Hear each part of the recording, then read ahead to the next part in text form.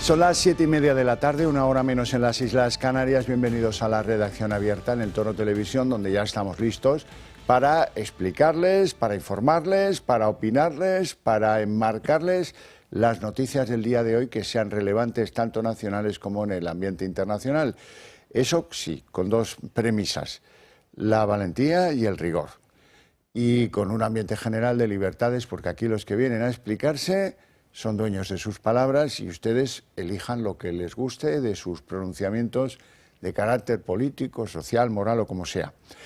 Empezamos hablando de sanidad porque ya me acompaña aquí don Adolfo Albistur de Protege tu Vida. Muy buenas tardes. Muy buenas tardes, Javier. ¿Qué nos trae usted hoy? Pues bueno, vamos a traer algo que ya muchos espectadores conocen, pero que a lo mejor no saben que tenemos un remedio.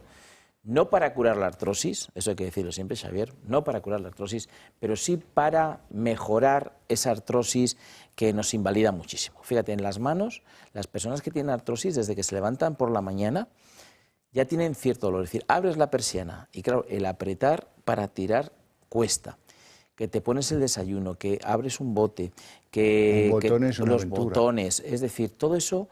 Y la artrosis además, cuando empieza, que a veces empieza por pequeños nódulos que tenemos en los dedos, que empieza con un dolor que parece que te has dado un golpe, pero realmente no te has dado un golpe. Y dice, ¿cómo me duele? Ahí es donde empieza la artrosis. Es un proceso que va a ir a veces normalmente lentamente, a veces un poquito más rápido, pero que realmente lo que origina es que cada vez tengamos más dolor, cada vez nos invalide más. Y entonces, ante eso que tenemos, la solución son estos guantes, que está trabajando con ondas pulsantes, que tiene alta frecuencia, masaje, vibración, calor, con un guantecito primero que se pone de parafina, y vamos a conseguir en esos 20 minutos, tan solo en 20 minutos, que estemos mucho mejor, que pasemos mejor el día y que realmente... Y convocar todos los tratamientos que los mejores especialistas ofrecen para combatir el dolor por artrosis. Eso es, date cuenta que esos tratamientos, que es lo que he comentado, nos llevaría tiempo y nos llevaría bastante dinero. Es incómodo además. Es muy incómodo. Claro, sí, claro. Imagínate que tienes que estar yendo a... El guantecito te lo pones cuando vas a dormir o si lo necesitas al levantarte. Por la mañana, por la noche, un ratito. La gente que lo tiene y me estáis escuchando y lo tenéis, estáis encantados. Lo sé porque no lo decís. Ya sabéis que si no estuvierais encantados lo devolvéis y no pasa nada, pero estáis encantados. ¿Por qué? Porque la persona que tiene dolor es muy agradecida. A nada que le mejores el dolor, pues agradece muchísimo. Se nota enseguida. Y para la rodilla. Tenemos la rodilla y no me he traído, pero tenemos también el cinturón láser. El cinturón que es el último de vuestros, sí, entre comillas, y lo digo con muchísimo respeto, inventos. Es el último invento. Empezamos con la rodilla porque la rodilla también afecta mucho ese dolor al caminar, ese dolor al subir escaleras. Bueno, aquí trabajamos con terapias de luz, infrarrojo y ultravioleta. ¿Otra tecnología distinta? Distinta porque tenemos que trabajar con las articulaciones que están dentro de la rodilla y son más difíciles de penetrar. También siempre hay masaje, vibración y calor, porque eso siempre es muy positivo. Y luego lo que es la parte del cinturón láser que es de LED, que es infrarrojo con LED, que trabaja a dos frecuencias diferentes, lo que consigue también es que esas cervicales, esas lumbares, que a veces duelen muchísimo, a veces no de artrosis, sino en general, ¿no? Pues que podamos quitar ese dolor y que pasamos un día mucho más agradable. Sobre la base de una tecnología parecida a la de la rodilla, eso es. Calor, ¿no? Eso es, claro, el calor. Lo que no lleva es el ultravioleta, en este caso no lo lleva, pero lleva el doble LED, que es el infrarrojo. O sea, al final es adaptarte al dolor de cada zona de la articulación para que realmente podamos decir adiós a ese dolor. ¿Y cómo podemos hacernos con alguno de estos inventos? Pues un teléfono, 900-730-122. Os pido que llaméis. Ahora mismo no os vamos a coger la llamada, pero mañana os contestamos.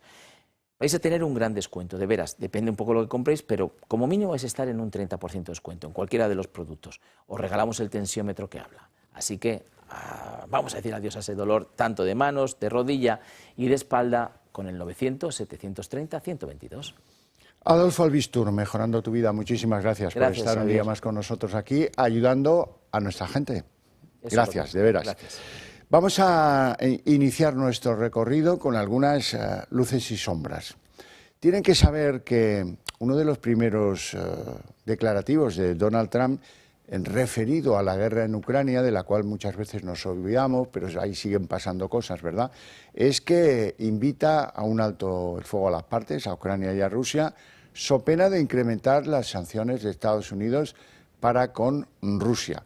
Este es uno de los elementos novedosos de la jornada, de una jornada en la que, sorprendentemente también, pues ha habido una respuesta de Putin. Putin aprecia una pequeña ventana de oportunidad, dice, en las propuestas que pueda hacer llegar Trump de alto el fuego en Ucrania. Esto está empezando, veremos a dónde lleva, veremos qué dice Zelensky, veremos si se aproximan, pero creo que una de las ideas claras que tiene Trump es que es bueno para todos que se acabe la guerra de Ucrania y está dispuesto a empeñar en ello pues los primeros compases de su mandato en política exterior, claro está. Y luego hay una sorprendente declaración, visto que esto está en ciernes y es hablar por hablar, nuestro querido presidente Pedro Sánchez, que está en Davos hablando de todo, de los tecnomillonarios y tal, ha despachado este asunto diciendo que España, por supuesto, estaría encantada de enviar tropas de paz, tropas de interposición, entiendo yo, a suelo ucraniano para separar a las partes que ahora mismo están combatiendo. Vamos a escuchar a Pedro Sánchez en esta cosa que ha dicho hoy, que pocos terminamos de entender en este momento procesal.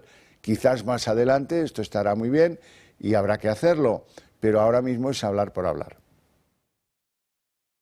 España está siempre comprometida en dar seguridad a nuestros aliados y, por supuesto, a nuestros Estados miembros. Lo estamos haciendo en Eslovaquia, en Rumanía, en Bulgaria, en Letonia y Lituania, y en muchos otros. Bueno, pues ese es Trump diciendo esto que les cuento, y Sánchez, hombre, diciendo esto que les cuento, que él estaría dispuesto, estaría encantado y todo eso, y que, bueno, pues que se ha precipitado un poquitín, diría yo. Bueno, vamos a entrar en asuntos de carácter más político, concretamente con algunos de los casos de corrupción, porque ya nos acompaña a través de Skype o de las alternativas que ofrece la comunicación por vías telemáticas, don Luis María Pardo, que es presidente de Justitia Europea. Muy buenas tardes. ¿Qué tal estamos? Hola. Gracias por atendernos. Muy bien, aquí contigo. Un placer, Horcajo. Vamos a ver, caso hidrocarburos. Al final, Santiago Pedraz accede a lo que ustedes le pidieron hace mucho tiempo, que es que las Pano, madre e hija, tengan que declarar y explicar un poquito mejor, si se puede, eso de a quien le entregó Carmen Pano los 90.000 euros en la planta tercera de Ferraz, sede de los socialistas, qué pasa con su móvil, ese que podría aportar algún rasgo probatorio para ver si esto era compensación por la licencia de hidrocarburos que se dio a una compañía de la trama Aldama, etcétera, etcétera, ¿no? ¿Cómo está este asunto? Bueno, nosotros lo que se solicitó fue en el juzgado central de instrucción número 2, que sigue la instrucción del caso Koldo, la declaración de Pano, de Carmen Pano y de Leonor, a la vista de las declaraciones que habían formulado en dos diarios, en The Objective y en otro diario, creo que recordar que era El Español, donde afirmaban haber llevado unas bolsas, ¿no?, a la sede del Partido Socialista Obrero Español, a la calle Ferraz, y además comunicaron o afirmaron, al parecer, ante un notario el contenido de lo que llevaban en esas bolsas. Claro, nosotros lo que hicimos fue decirle al magistrado Moreno, oiga, si estas personas incluso han ratificado en un acta notarial que han llevado unas cantidades de dinero que podríamos estar hablando de una supuesta financiación irregular vinculada a toda la trama, Koldo, Aldama, etcétera, etcétera, partícipes además del fraude, el supuesto fraude de hidrocarburos, y que tienen el chalet de la alcaidesa también relacionado, y ahí entraría Ábalos, llámeles a declarar y que vengan a ratificar en sede judicial esas afirmaciones, porque son gravísimas. Bueno, el magistrado instructor denegó esa testifical, se recurrió en reforma y también la denegó con el informe negativo del fiscal, pero ahora la sala de lo penal de la Audiencia Nacional nos da la razón, nos dice que tienen que venir a declarar porque efectivamente hay una relación o una vinculación con la investigación que se está llevando a cabo en la trama Koldo. Es que claro, la trama Koldo, Horcajo, no solo son mascarillas. Estas señoras aparecían en un informe de la UCO donde en ese informe no solamente se hablaban de mascarillas, sino que se hablaban del famoso chalet de la alcaidesa, de hidrocarburos, de dinero, de una compañía aérea, etcétera, etcétera, etcétera, ¿no? Entonces lo que hay que intentar es arrojar luz ante lo que ha sucedido.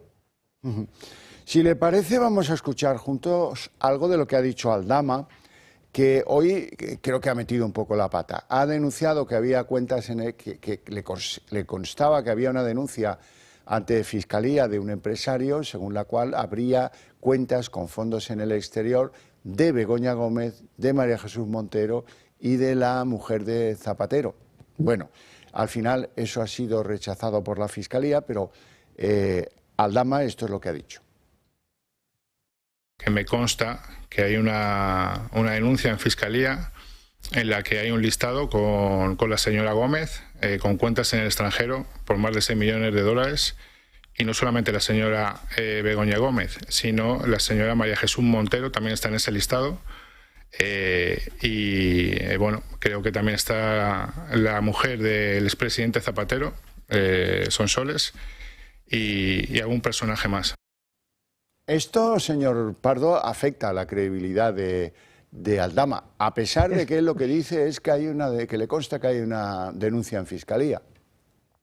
Claro, es que hay que ser muy prudente y hay que mantener siempre muchísimo rigor hacia donde nos estamos adentrando, porque incluso ese tipo de afirmaciones puedan venir provocadas incluso de determinados sectores que lo que intentan es desacreditar las investigaciones que se llevan a cabo con mucho rigor, con mucho esfuerzo, y que pueden tirar al traste absolutamente todo, porque claro, sale por la mañana hablando de 6 millones de dólares que pudiera presuntamente tener diferentes autoridades, entre ellas nombra a la ministra de Hacienda, la mujer del presidente del gobierno, etcétera, y luego automáticamente sale la Fiscalía y al parecer, yo no sé si este dato se ha podido corroborar, yo no he podido hacerlo, al parecer esa denuncia dicen que se ha archivado, pero además afirman que ha sido en estas horas se ha archivado. Entonces, por falta de credibilidad, ¿no?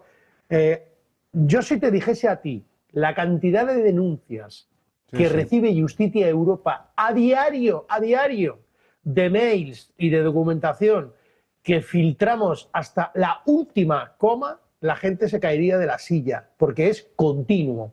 Pero desde luego nosotros tenemos que tener un rigor y un celo extraordinario ante cualquier tipo de posible denuncia, porque puede ser que precisamente sea para contaminar, por decirlo así, las investigaciones que se estén llevando a cabo con tantísimo esfuerzo, tanto a nivel judicial como a nivel de acusaciones populares. Por supuesto. Entonces, yo pongo en cautela lo que ha dicho Aldama hoy y me centraría sobre todo en lo de Pano, que es lo importante. Vamos con lo de Pano, si quiere añadir algo más, y si no, le tengo que hacer algunas preguntas más.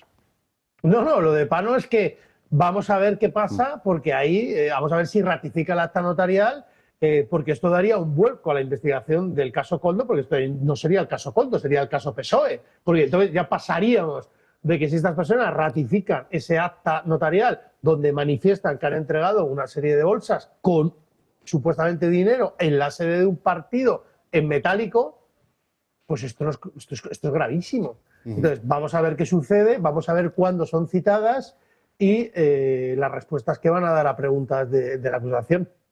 El representante legal de Telefónica declaraba también hoy y ha dicho pues que el nexo entre Begoña Gómez y los fondos de Telefónica y los esfuerzos de Telefónica en ayudar a construir ese software que ellos pensaban que era para la Complutense, para quien trabajaban, es un empresario, Rosendo Varo, hijo de una exdiputada socialista, y que es el que puso a Begoña en conexión con Telefónica, le propició una reunión con Álvarez Payete y, en fin, pues ahí es donde se produjo esa no demasiado fácil de explicar conexión entre Telefónica, hoy asaltada, hoy pues ha asaltado el poder de este Álvarez Payete, antiguo presidente, pues para poner a un hombre del PSC. O sea que todo esto acaba pues con unas delgadas relaciones que no necesariamente tienen que ser todo lo limpias que pudieran, ¿no? Claro, ten en cuenta que el acreditar el tráfico de influencias en España es muy complicado. Es muy complicado porque lamentablemente es un país de mucho tráfico de influencias. Entonces, el poder tener indicios o vestigios de que para que Begoña Gómez hubiera tenido ese software, se hubiera llevado a cabo una red, por decirlo así, clientelar de influencias, va a ser muy complicado acreditarlo. Es decir, Telefónica, lo que ha venido a decir hoy el representante, ¿no? Bueno, pues que el nexo de unión es esta persona entre Begoña y Telefónica, pero también, claro, se habla de que Telefónica, por decir de alguna manera, financia cátedras y está metida en el tema universitario relacionada con la Universidad Complutense, con otras universidades, y que hace verdaderamente complejo, diría yo, el poder señalar directamente ni a Telefónica ni a otras compañías al respecto del software de Begoña Gómez.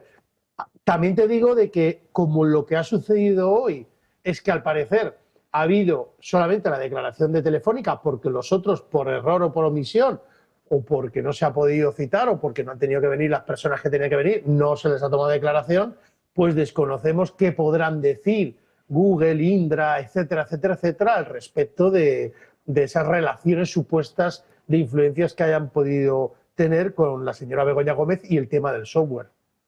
Y hoy se ha vencido un detalle que esperábamos todos, pero que era un detalle, que el suplicatorio de Ábalos fuera realidad y que el Supremo pudiera entrar a investigarle. Es decir, que ahora se abre el capítulo Ábalos en el Tribunal Supremo. Ahora se abre el capítulo Ábalos en el Tribunal Supremo, donde entiendo que lo primero que hará será el magistrado instructor es solicitar un informe de la solvencia económica patrimonial del señor Ábalos para acreditar si ha habido o existen relaciones con los investigados de la trama Koldo, aunque existen indicios que ha dicho el Tribunal Supremo racionales, pero ahora es cuando hay que investigar esas cuentas de Ábalos y sobre todo a ver qué relación ha tenido con toda la trama y con esas supuestas, por decirlo así, mordidas, chalés, pisos, etcétera, etcétera, que es ahora cuando va a tener el magistrado del Tribunal Supremo, por decirlo así, las manos libres para poder iniciar esa investigación. Esa investigación va a recaer seguramente en la UCO, en la Unidad de Delitos Económicos, que tristemente en España va a ser mega conocida porque es que lleva todos los casos de corrupción ahora mismo que existen sobre la mesa, y eso también puede ser que pues vaya un poco más lento por la cantidad y la carga de trabajo que tienen. Bueno, pues ahí están los casos uno a uno y no me quiero dejar al fiscal general del Estado porque ha habido un truco, interesante truco de la abogacía del Estado, que es de repente decir, bueno, ¿y qué tal si retrasamos la declaración prevista para el día 29 del fiscal general y propone al juzgado que haga declarar antes al denunciante, al pareja de Isabel Díaz Ayuso? ¿Qué le parece a usted eso? Pues me parece una anomalía ya que la abogacía del Estado se esté ocupando la defensa de un fiscal general que no ha dimitido y que sigue en el cargo y que seguramente vaya a prestar declaración en una declaración de una institución que es jerárquica como la Fiscalía, con un fiscal del Tribunal Supremo que le va a interrogar al que en teoría es su jefe. Bueno, esto es inaudito, ¿no? Y que además se pretenda por parte de la abogacía del Estado, que también depende del presidente del Gobierno, ese, por decirlo así, ese truco para que declare el último el fiscal, nos parece gravísimo. Lo que tiene que hacer el fiscal es ir y dar explicaciones de si se produjeron filtraciones o no se produjeron, que es lo que quiere saber la ciudadanía española y lo que seguramente el juez instructor quiere saber. Vamos a ver qué pasa, ¿eh? Vamos a ver qué pasa, porque yo no tengo todas conmigo de que se acepte posponer esa declaración y que declare primero el perjudicado. Perjudicado, por cierto, al que al parecer le han entrado en casa de los abogados o del equipo jurídico en una seria advertencia, creo yo, de lo que está sucediendo. Sí, sí, volvemos a las manos negras, volvemos a la guerra sucia contra los que han sido principales actores en esto del cerco judicial a Pedro Sánchez. Por cierto, pero en el caso del fiscal general hay un pronunciamiento que tiene que hacer el día anterior, el día 28, espero que lo haga el mismo día 28, la Sala Tercera del Tribunal Supremo sobre si es conveniente avalar su mantenimiento en el cargo o no. ¿Espera usted de eso alguna novedad? Hombre, ya sería rizar el rizo que la Sala Tercera denegase, por decirlo de alguna manera, ese nombramiento del fiscal. Porque claro, ¿ante qué situación nos encontraríamos? Desde luego el Tribunal Supremo continuaría la instrucción, porque en el momento de producirse los hechos que se están enjuiciando sí que ostentaba la carga del fiscal, pero entendemos de que si se produjese esa estimación y se le quitase del puesto, pues bueno, sería otro bofetón más al gobierno de Pedro Sánchez y al cúmulo de instituciones del Estado que tiene nombradas a dedo y colocados pues a sus amigos y a su gente, ¿no? Vamos a ver qué pasa. Se prevé un final de enero muy intenso, ¿eh? Ya lo veo, ya. Don Luis María Pardo, presidente de Justicia Europea, muchísimas gracias. Te agradezco mucho que hayas tenido la deferencia de participar en el programa esta tarde. A vosotros siempre. Un saludo a todos los contertulios. Un abrazo. Bueno, estamos con Sánchez en Davos. Allí ha hecho muchos pronunciamientos. Ha querido dejar claro, porque Trump se acaba de marchar, Trump considera que la Organización Mundial de la Salud es una organización que controlan los chinos y se ha marchado. Estados Unidos se ha marchado, minuto cero del mandato Trump. Sánchez ha querido dejar claro en Davos que él apoya y muchísimo a la OMS. Magdalena, lo que estamos viendo, Magdalena, es un cambio en las tendencias de financiación de la salud global que nos plantean un riesgo de regresión en muchas partes del mundo. Las estructuras de la salud global responden a una multiplicidad de actores y de instrumentos que hay que armonizar y vamos a apoyar una estructura representativa, democrática, con la Organización Mundial de la Salud en el centro. Hombre, una institución pues bastante fácil de colonizar, por cierto. Vamos con la droga en España porque yo siempre os digo que traigo ejemplos de lo que está sucediendo puertas adentro, epidermis abajo de nuestra sociedad y que refleja pues que tenemos un problema grave de seguridad en todos los lados, tanto en la seguridad en las calles, las armas, como en seguridad económica.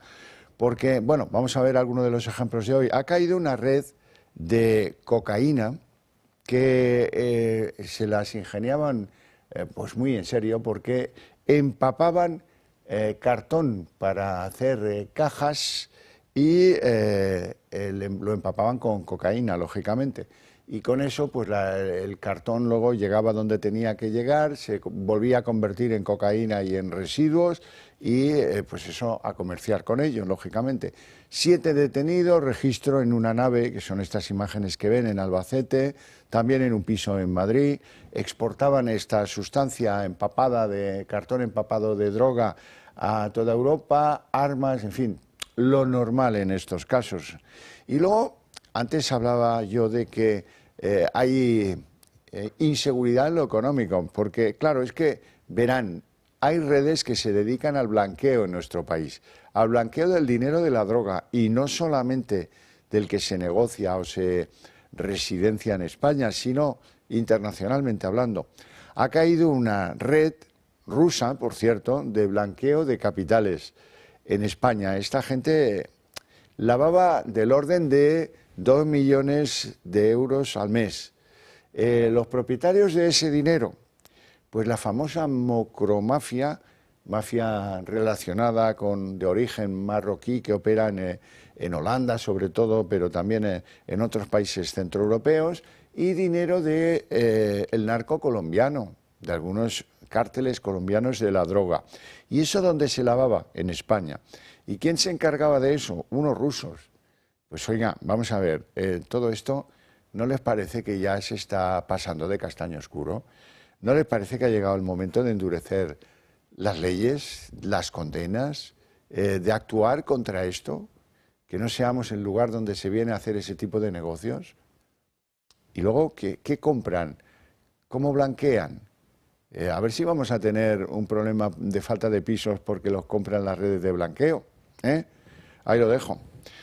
Bueno, y hasta aquí lo que yo quería contaros hoy en referencia a la droga. Hay que contar también que ha sido detenido un combatiente de Daesh en Ceuta. Se da la circunstancia de que este hombre, que por lo visto pues tiene un historial terrorista bastante considerable, llegó a España de manera ilegal, cruzó la frontera a nado y ha sido detenido y bueno, pues ahora suponemos que va a ser interrogado y veremos a ver qué queda de esta aventura, si es que se ha querido refugiar en Ceuta o tenía algún plan peor, algún plan, digamos, de destrucción en nuestro país. Bueno, y a continuación, permitidme que os hable del Club de Amigos y hoy lo voy a hacer de una manera distinta, como suelo hacerlo. Quiero que veáis a continuación quién es el primer actor del mercado de la publicidad en nuestro país. Es el gobierno. El gobierno es el que invierte más en publicidad en medios de comunicación. Así es que si uno quiere tener anuncios, uno va a querer tener buenas relaciones con el gobierno. Esto es evidente, ¿no? Fíjense cómo, del 2024, que fue una cantidad considerable, 138 millones de euros en publicidad, pues ya hemos pasado a un 2025 en el que están presupuestados 181 millones de euros. Bueno, pues tela marinera, ¿verdad? Claro, esto es importante y os lo digo porque esto condiciona cómo los medios tratan las noticias que afectan a Pedro Sánchez, que pueden tener algo que ver con su continuidad al frente del gobierno, ¿verdad? El querer recibir parte de ese pastel. Bueno, aquí nos mantenemos de nuestra audiencia, también de nuestros anunciantes, a los que agradecemos mucho, pero no tenemos anuncios públicos. Así es que poco podemos temer desde este punto de vista. Esto viene a querer decir que necesitamos de vuestro apoyo para continuar siendo independientes y libres y poder seguir defendiendo esas ideas que compartimos vosotros y nosotros y hacer que lleguen lo más deprisa posible al conjunto de la sociedad española. Así es que os sugiero que penséis en la idea de haceros miembros del Club de Amigos del Toro Televisión, tan fácil como llamar a ese teléfono 91 616 2464. Y me piden en el Club de Amigos que os recomiende una visita a un mundo fabuloso, el mundo del ferrocarril y su historia. La visita se concentra en la historia del ferrocarril a través del Museo del Ferrocarril. Va a tener lugar el miércoles 29 de enero a eso de las 11 de la mañana. Es una visita guiada en la que vais a conocer los detalles de locomotoras históricas, de vagones, de trenes que han sido hitos en el desarrollo del sector del ferrocarril aquí. Un sector que ha transformado a la sociedad española, no cabe duda, tanto en lo industrial, en el crecimiento de las ciudades o en las vidas de las personas. Los trenes han sido y son y van a ser importantes para los seres humanos. Acérquense a su historia y no se arrepentirán. Las 8:01, momento en el que abrimos la mesa de análisis político y lo hacemos, les presento ya a nuestros invitados hoy con don David Gómez, abogado, ¿qué tal? Pues muy bien, muy buenas tardes. Abulense, además con lluvia y con frío, con lo cual que es lo que toca. Usted se encuentra como en casa, que dice que no. Doña Ana Cuartero, muy buenas tardes y muy bienvenida. Pues muchas gracias, Javier. Para mí uno de los mejores momentos de la semana, este rato que comparto aquí con vosotros. Usted tiene muy malos momentos en la semana. Uy, y los que vienen, los que vienen. Está en la comisión de investigación del tema Begoña, ¿verdad? Sí, y llega el momento de retomarlo con muchísimas ganas y con muchísima fuerza. Hoy tenemos información interesante, relevante a propósito de eso. Doña Ana Cuartero, como saben, es diputada de Vox en la Asamblea de Madrid. Bueno, lo primero de todo, no sé si merece comentario, pero es un hecho. El Congreso, no ha habido ninguna sorpresa, ha concedido por unanimidad el suplicatorio a José Luis Ábalos, puertas abiertas para que el instructor del Supremo empiece a trabajar con él. y ya veremos dónde nos lleva todo esto. Yo creo que vamos a tener que ir haciendo una muesquita por cada uno de los suplicatorios que se concedan, porque yo espero que detrás de este venga el de la ministra Montero, el de la ministra Rivera, el de, bueno, pues el de Santos Cerdán, el de tantos personajes que estamos deseando que sean llevados al Supremo, precediendo, por supuesto, al número 1, que debe de ser el que corone al final todas estas investigaciones y al que llevemos de una vez a los tribunales. Está muy ocupado, está en Davos, muy ocupado hablando de todo y actuando contra los tecnomillonarios. Esta es la nueva... Bueno, luego hablaremos de esto. Ábalos.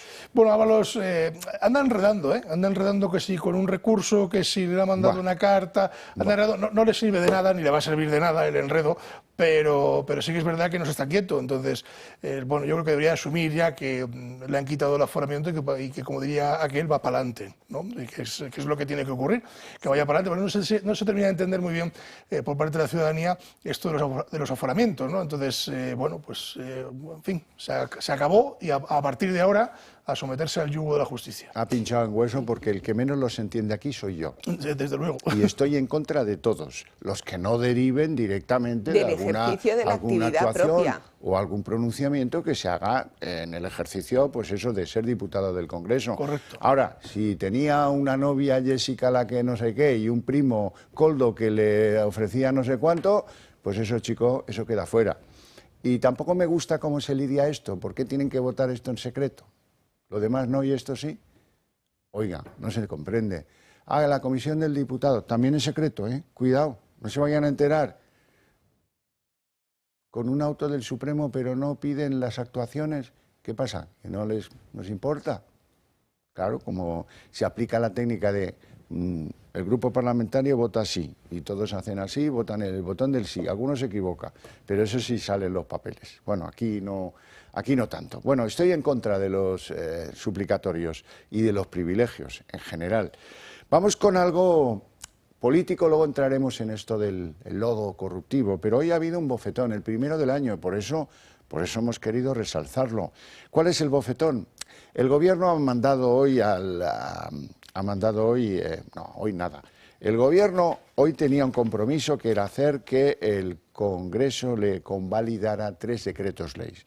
Este Gobierno gobierna con decretos leyes, que luego hay que convalidar, y ese es el momento en el que pocas veces ha pasado, pero cada vez pasa con mayor asiduidad.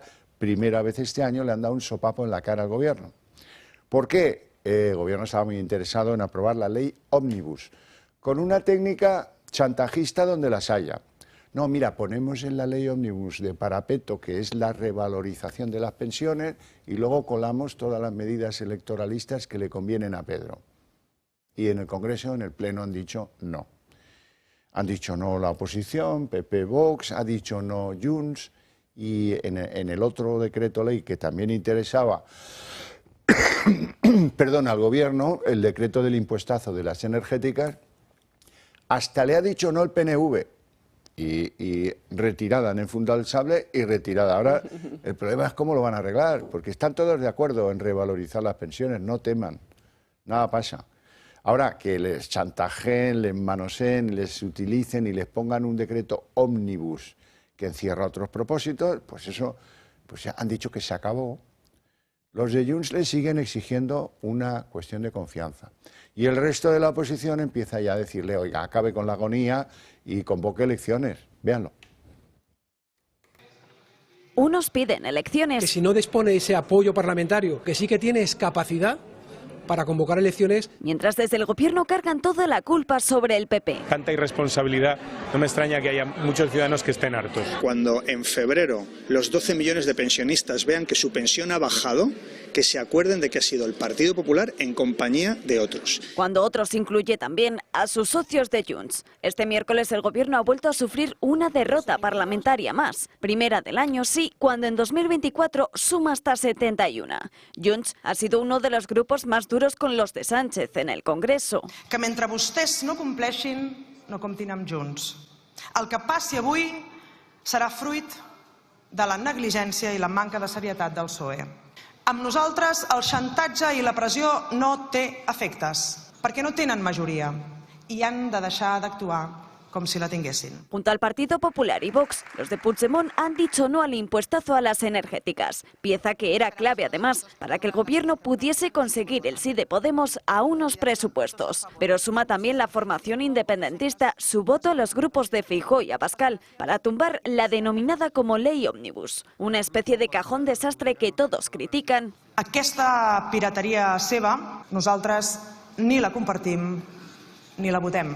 Ustedes son capaces de meter en el mismo documento impuesto a la banca, pensiones, impuesto de hidrocarburos, ocupación, transporte, todo. Cuando hablan de pensionistas no piensan en ellos con sus hijos y con sus nietos, sino simplemente en una bolsa de votos. Y decreto que englobaba medidas como la subida del ingreso mínimo, ayudas al transporte o la revalorización de las pensiones. El rechazo de este último es lo que más reprochan desde el gobierno a Feijóo y para lo que el Partido Popular propone una proposición de ley que en el gobierno ya han rechazado. De todos los decretos que se votaban en el pleno extraordinario, solo ha salido adelante el que habla de la mejora de la compatibilidad de la jubilación con el trabajo. Vox le ha reprochado al Partido Popular que digan que sí, Ya que ha evitado una triple derrota del gobierno. para evitar una tercera derrota de los de Sánchez.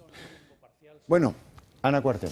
Pues mira, yo la verdad es que me alegro de que por fin el Partido Popular empiece a entender lo que es hacer oposición, porque hace 2 o 3 días escuchaba a Feijóo diciendo que iba a votar a favor del decreto de pensiones porque no estaba de acuerdo con la forma, con la ley ómnibus, pero sí estaba de acuerdo con el fondo.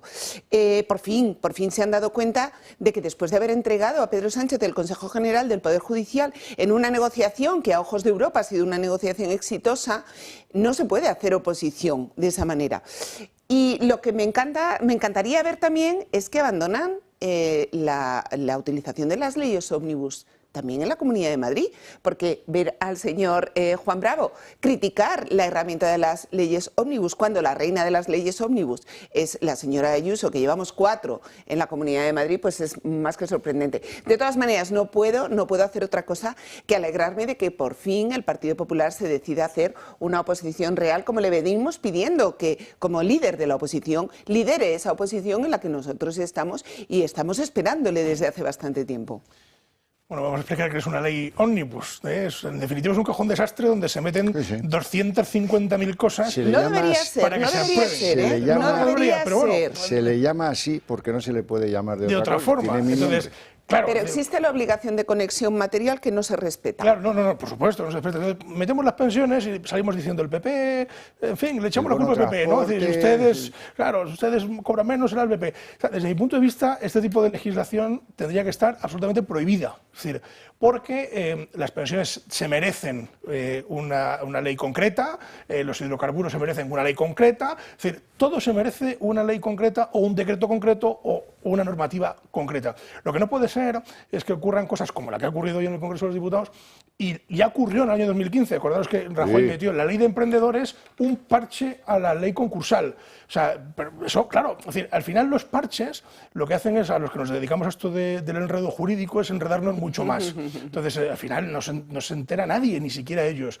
Entonces, claro, debería de estar absolutamente prohibido el legislar metiendo en un cajón desastre todo aquello que a uno se le ocurre. Máximo cuando efectivamente, si se tiene que meter, porque hay veces que no queda más remedio, debe tener algún tipo de conexión. Cuénteme usted qué conexión tienen las pensiones de nuestros abuelos con los hidrocarburos de los jóvenes. Yo os voy a proponer una ley ómnibus y estoy segura de que esa sí que os va a gustar. Yo creo que hay que hacer una ley ómnibus para derogar todo lo que Pedro Sánchez ha construido, mal construido, a través de leyes injustas. Soñar es gratis, pero hoy no es lo que está en el horizonte a corto y medio. Vamos a una cosa importante. La votación de hoy, que han perdido 2 de las votaciones los señores del Gobierno, Podemos, por cierto, siempre al lado del Gobierno, por mucho que al lado del Gobierno. Los hidrocarburos, pues no se han cabreado, por lo visto, bueno, lo que sea. Refleja una fragilidad pocas veces tan grave como la de hoy, que plantea que este Gobierno, pues los socios tradicionales de Junts le reclaman cuestión de confianza y la oposición directamente convoca elecciones. Y hay un individuo ahí en La Mancha que va solo, Emiliano García Paje, que hoy ha dicho algunas lindezas sobre la situación del Gobierno de Pedro Sánchez. Dije, me parece que en el mismo mes de julio, que esto era un laberinto sin salida. Es un laberinto sin salida. Creo que ni siquiera el gobierno, creo que ni siquiera el presidente del gobierno, y lo lamento por él mismo también a título personal, porque esta situación es torturante para cualquiera. Creo que nadie tiene certeza de por dónde salir. Que se puede acabar la legislatura, sí, pero que la salida sea digna, sea honrosa, que sea razonable, creo que ahora mismo nadie sabe exactamente cómo salir de un laberinto. Bueno, pues sí, podemos compartir un elevado porcentaje de lo que dice Paje, pero no va a cambiar nada, porque luego Paje tampoco va a hacer nada para que esa agonía sea más breve, que sería lo apropiado. Abogado, vamos a ver, la abogacía del Estado, último truco de la abogacía del Estado para defender al fiscal general del Estado. Se trata de pedirle al Tribunal Supremo, oiga, ¿qué tal si aplaza usted la declaración prevista para el día 29 de Álvaro García Ortiz y hace declarar antes al pareja de Ayuso, Álvaro González Amador? No sé lo que dirá el Tribunal Supremo, pero parece un poco un truco de birli-birloque. Bueno, desde luego es un truco, es decir, es un truco procesal, no deja de sorprender, porque además lo suyo es que, bueno, pues que declare este señor y luego ya pues declare quien quiera declarar, pero efectivamente es un truco de dilación, de una maniobra, de lo que llamamos maniobras dilatorias dentro de un procedimiento judicial, con ánimo no sé si de ganar tiempo o de ganar titulares, o no sé muy bien exactamente a qué se refieren, pero lo que está claro es que efectivamente desde mi punto de vista es un truco de magia, sí. Bueno, también es importante porque lo que pretenden, entiendo también, es ver qué es lo que declara el señor González Amador primero, ¿no? Y solo defenderse de aquello que ya se haya puesto encima de la mesa. Por lo tanto, tener, por supuesto, como fiscal general, tener una prerrogativa más, que es conocer todos los testimonios de las personas implicadas, de todos los demás investigados, antes de dar él su testimonio y, por tanto, así se asegura de que no se mete en ningún terreno, ¿no? Quizá. Entonces, es una maniobra tan repugnante, permitirme la expresión, por parte del fiscal general del Estado, que espero que no se le conceda. Máxime cuando normalmente el orden de interrogatorio suele ser casi siempre o siempre, por decirlo un poco más con exactitud, es principalmente el demandante o el demandado, es decir, y luego no escuchan su declaración los testigos declaran después, es decir, el que va de testigo, pero bueno, aquí vemos que hacen la declaración como pueden, ¿no? Si alguien tenía alguna duda, para este gobierno es como salvar al soldado Ryan. No sé si habéis visto la película, pero aquí se trata de poner a la Fiscalía,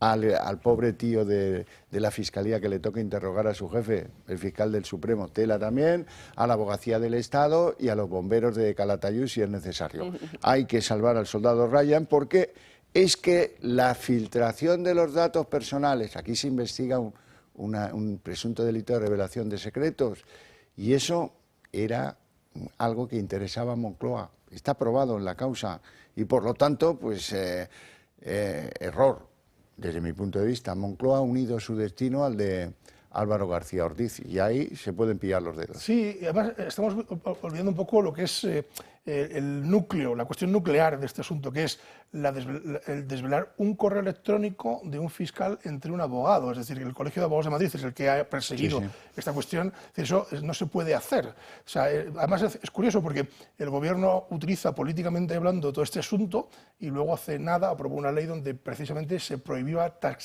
taxativamente que eso se pudiera llevar como prueba a un juzgado y las comunicaciones declararlas secretas, que hasta entonces, hasta ese momento no existía. Existía una normativa deontológica del Colegio de Abogados y normativas deontológicas del propio Colegio de Abogados, no solo de Madrid, sino de todos los colegios de abogados de España y de los consejos, donde se prohibía ese tipo de prácticas y se penaba y se perseguía. Pero es que ahora hay una ley orgánica que lo prohíbe. Entonces, curiosamente, el gobierno, por un lado, dice, bueno, aquí no ha pasado nada, y por otro lado, lo está persiguiendo, ¿no?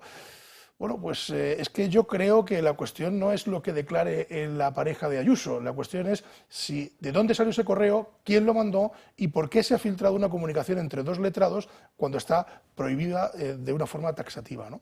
Totalmente. Y luego también es muy importante ese vaciado de los datos del teléfono móvil del fiscal general, ¿no? O sea, aquí hay muchas personas que tienen que decir, efectivamente, si esto es una práctica habitual, si esto es un procedimiento habitual, incluso llegan a decir que si estaba obligado a destruir esos datos, ¿no? Y si esto fuese así, creo que hay muchas cosas que revisar en la Fiscalía y hay muchas personas más que el fiscal general del Estado responsable, ¿no? Esto es algo que nos sorprende a todos los españoles, ¿no? Que sabemos efectivamente que sufrimos esa ley de protección de datos, sufrimos diariamente, ¿no? Que vas a un hospital, no puedes preguntar la habitación de un paciente, de un amigo, de un familiar, y sin embargo vemos cómo la impunidad con la que el fiscal general del Estado no solo trafica con los datos de personas que no están en el ámbito político, aunque tampoco debería de aquellas que estén en el ámbito político, no solo eso, sino que incluso destruye las pruebas que pueden demostrar si lo ha hecho o no lo ha hecho, si es él el que ha filtrado los datos o no, y aquí no pasa nada, ¿no? Yo creo que esto es algo que pues nos escandaliza a todos los españoles. Al hilo de esto que dice usted, sepan que el magistrado instructor del Supremo es de esos que muerde el tobillo y no deja de roer, porque ha emitido hoy unos pronunciamientos en los que insiste en que quiere saber, pues oiga, a ver qué ha pasado con todo esto y si han sido o no formateados los mecanismos, los móviles del fiscal y de algún otro de la Fiscalía que dice que también cambió de móvil. Formatear, ¿qué quiere decir en términos informáticos? Lo deben saber muchos que han comprado móviles de segunda mano, como yo. Hay que formatear el móvil para que se borre todo lo que no tiene que ver contigo anterior. Bueno, pues formatear aquí quiere decir quién le metió mano al móvil para que se borrase todo lo anterior. ¿Y quién eso lo hizo? quiere saber. En el caso de que esto haya ocurrido, ¿ese proceso de eliminación de datos se hizo dentro de la Fiscalía? Esa es la otra cosa que Esa pide es la gran pregunta. el instructor. Se hizo por orden interna de la Fiscalía. Hay un protocolo para hacer eso. Es lo que ¿Hay un protocolo para eso es lo que pregunta el instructor. Claro. Este es Tráiganme el tema protocolo que muy dice que en la Fiscalía se borran los móviles de la gente que trabaja o es allí. usted o solo jefe. con su propio mecanismo el que borra porque le da la gana borrar los mensajes, ¿no? Es decir, otra cosa es que haya un protocolo, cosa que dudo, ¿eh? Ya le ha declarado a ese instructor un fiscal que además es el responsable de lo digital en la Fiscalía, ya le ha declarado que no existe tal protocolo. Y dejó, por cierto, sin coartada a Álvaro García Ortiz. Bueno, vamos avanzando. Esto le va a interesar, creo yo, que le va a interesar. Ya sabemos, por confesión del representante legal de Telefónica, cómo fue el camino sinuoso de llegada de Begoña Gómez a los fondos de la compañía de telefonía, recientemente asaltada por su marido el pasado fin de semana para deponer al presidente Álvarez Payete. Bueno, pues hemos sabido, esto lo ha dicho el representante legal de Telefónica, que el contacto se efectuó a través de un empresario muy conocido de la JET sevillana que se llama Rosauro Varo. Este hombre, que es hijo de una antigua diputada del PSOE, y que, bueno, pues es un mediático y que, en fin, está en varios consejos de administración, etcétera, fue el que le dijo a Telefónica, oye, que Begoña quiere pediros recibir a Begoña, y consiguió que la recibiera incluso Álvarez Payete, el presidente de Telefónica. Entre lo declarado por el señor este de Telefónica, que ellos no sabían que lo que iban a hacer y lo que iban a pagar no iba a terminar en manos de la Complutense, ahí dejó el asunto. Y también que se pensó que el desembolso iba a ser mayor, pero que al entrar Indra y Google en la cofinanciación o en el trabajo repartido, pues esto supuso un daño menos grave para las cuentas de Telefónica. Y bueno, pues esto es bien curioso, ¿no? ¿Qué mecanismos utiliza la esposa del presidente para contactar con los grandes del IBEX? Continúan las declaraciones ante el juez Peinado por el caso Begoña Gómez. Este miércoles será el turno de otros 7 testigos, entre ellos los representantes de Google, Indra, Telefónica o Arcis Internet. Por problemas técnicos, solo ha testificado el representante de Telefónica y ha esclarecido algunos asuntos sobre la financiación del software de Begoña Gómez. El director jurídico de Telefónica ha señalado al empresario Rosauro Varo como la persona que abrió las puertas de la compañía a la mujer del presidente. Varo es uno de los accionistas de Telefónica que a su vez es hijo de una exdiputada del PSOE y con quien Begoña Gómez ya tenía relación con anterioridad. Pues bien, el representante de Telefónica ha asegurado ante el juez que fue la propia mujer del presidente quien llamó al empresario Rosauro Varo para buscar su apoyo económico para financiar el software. Baró aceptó. Fue además el encargado de realizar las gestiones pertinentes para conseguir la financiación. Celebraron al menos 3 reuniones entre finales de 2021 y principios de 2022.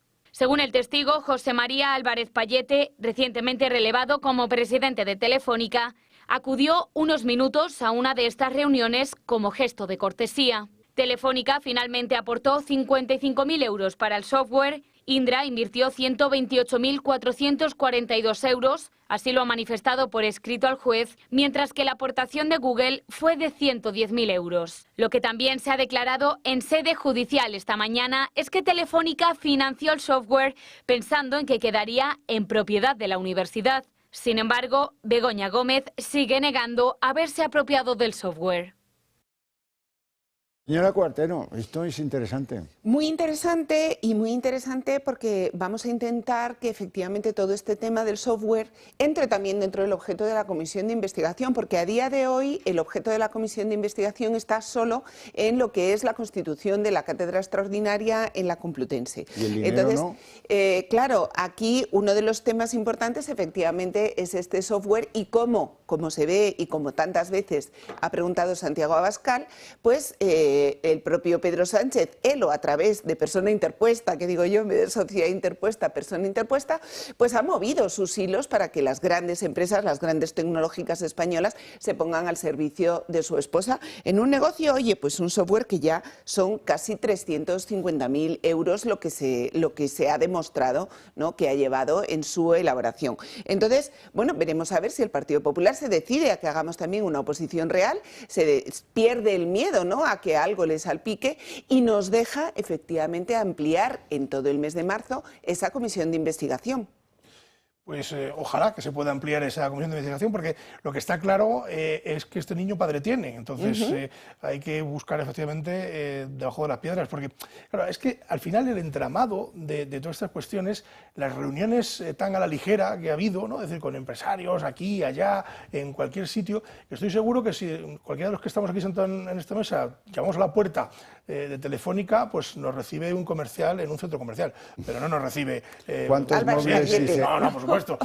¿Cuántas líneas quiere? Claro, para esto sí, seguramente, ¿no? Sí. Pero es complicadísimo. Entonces, claro, ¿cómo usamos el cargo, la institución, en fin, cómo hemos visto que se usaba gente incluso de Moncloa para facilitar contactos, para hacerlo, para revestirlo de alguna forma de oficialidad, ¿no? Porque lo que se busca es revestirlo de oficialidad. Entonces, bueno, hay que indagar en toda esta cuestión, porque la gente ociosa al final termina haciendo estas cuestiones que han ocurrido, ¿no? Entonces, bueno, vamos a ver dónde fue a parar el software, que de repente ha desaparecido. Vamos a ver dónde ha terminado, porque no estamos hablando de calderilla, hemos visto ahí 110.000 euros, 50.000, sí. Es decir, estamos viendo 350.000 euros. Es decir, que no y luego una parte que tuvo que pagar la Complutense porque con lo aportado por las tres empresas no acabaron el programa y entonces hubo que contratar a Deloitte y pagarlo con dinero público. Claro, o sea que esto puede tener mucha enjundia en el juzgado. Y hay una cosa muy interesante que hemos hecho en la comisión de investigación y que varias veces os lo he contado y se lo hemos contado a los telespectadores. Si coges todas, porque todos, el calendario temporal, ahora escuchamos que Rosauro Baró se reunió varias veces, hay que encontrar esas fechas, porque cuando nosotros hemos hecho el trabajo de ir colocando en un calendario las fechas en las que Goyache visita la Moncloa, las fechas en las que se reúne Hidalgo con Felicia Petén, y vas viendo cómo cada uno de los hilos de la trama se superponen con los demás y empieza a haber coincidencias temporales. Cuando yo me he dedicado hoy, cuando ha salido el nombre de este señor, de Rosauro Baró, a indagar un poquito más, este señor tiene conexiones con Hidalgo, que a su vez tiene conexiones con Nuño de la Rosa, que a su vez tiene conexiones en Fitur. Se le dio una medalla muy poquito antes de que fuera nombrado presidente del Consejo Social de la Complutense en la Comunidad de Madrid. Es muy importante poner todas estas cosas y ver el cronograma con las coincidencias temporales, quién estuvo con quién y dónde. Por cierto, he estado en Fitur y no he visto a ninguno. Hoy no, mal día hoy. Vamos a hacer una pausa de publicidad, volvemos en apenas 2 minutos.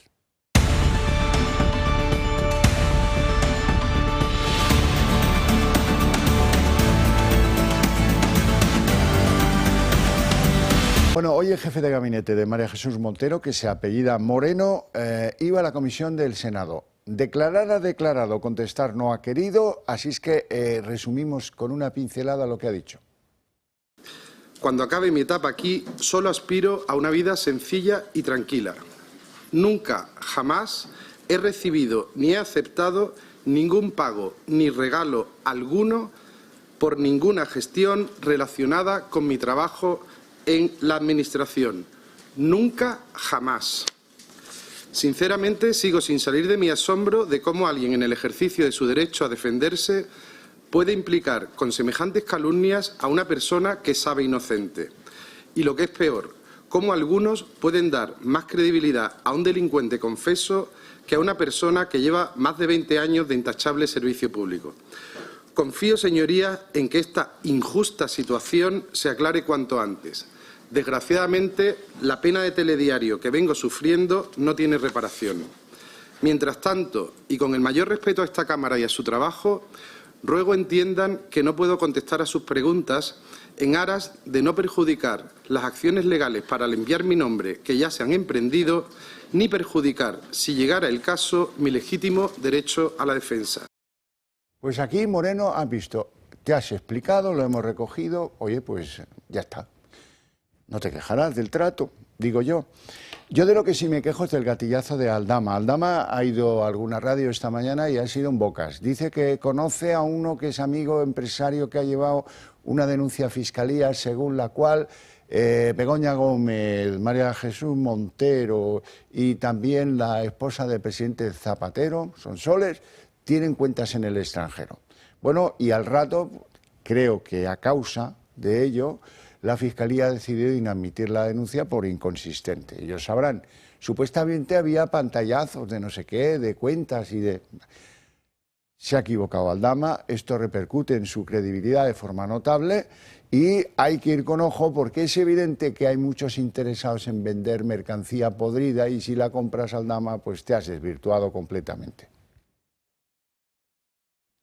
Víctor de Aldama ha vuelto a hablar y de nuevo ha acaparado la atención mediática y parece que ha pinchado. Asegura que la Fiscalía tiene en sus manos una denuncia sobre cuentas en el extranjero de Begoña Gómez que superan los 6 millones de dólares. Una denuncia que supuestamente también afecta a la mano derecha de Sánchez, María Jesús Montero, y a la mujer del expresidente Zapatero. Que me consta que hay una denuncia en Fiscalía en la que hay un listado con la señora Gómez, con cuentas en el extranjero por más de 6 millones de dólares, y no solamente la señora Begoña Gómez, sino la señora María Jesús Montero también está en ese listado, bueno, creo que también está la mujer del expresidente Zapatero. Montero lo niega y anuncia acciones legales contra él. Absolutamente falsa. Mentira en su totalidad respecto a la existencia de cuentas bancarias fuera de España. La denuncia de la que habla Víctor de Aldama la registró otro empresario el pasado 13 de enero, pero la Fiscalía finalmente ha acabado archivando la denuncia por inconsistente. Y esto no es todo, porque el comisionista también señala directamente a Pedro Sánchez. Dice que tiene en su poder información muy delicada del presidente que estaría buscando el juez Pedraz. Y que ciertamente apunta al presidente Pedro Sánchez y ese sobreexiste y esa documentación existe. Aún así, los agentes de la UCO tienen en sus manos un móvil que podría tener información crucial sobre el fraude de los hidrocarburos. Se trata de un dispositivo que Carmen Pano entregó a los agentes el día de su detención. Pano es la mujer que aseguró haber entregado en Ferraz 90.000 euros en efectivo.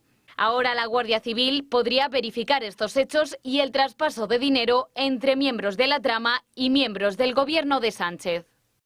Quizás más importante que todo esto, que es un error pues, que tendrá sus consecuencias, imagino, es saber que Teresa Rivera le dio a la trama de hidrocarburos, a la empresa Villafuel, que es la clave de esa trama, le dio la chapa de operador sin haber comprobado que tenían los requisitos financieros suficientes y necesarios.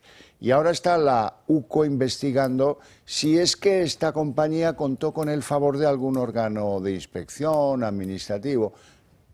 ¿Cómo no? ¿Cómo no? Porque fíjense, el gobierno ya supo en 2023 que la petrolera de Aldama, Villafuel, vendía un 882% más de lo que tenía permitido, que no es pasarse un decimal, 882% más.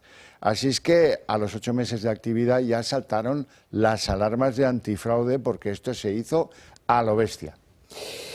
Hay que recordar un detalle más, y es que el marido de la señora Teresa Rivera, el señor Bacigalupo, estaba en la CNMC. Hijo de un famoso juez. Hijo de un famoso juez, con el caso Filés y todo esto. Sí, que Bacigalupaba mucho en favor del PSOE. Efectivamente, militante socialista. Bueno, pues hasta el año 2022 el marido de la señora Rivera resulta que ocupaba un puesto de responsabilidad en la Comisión Nacional de Mercados y Competencia.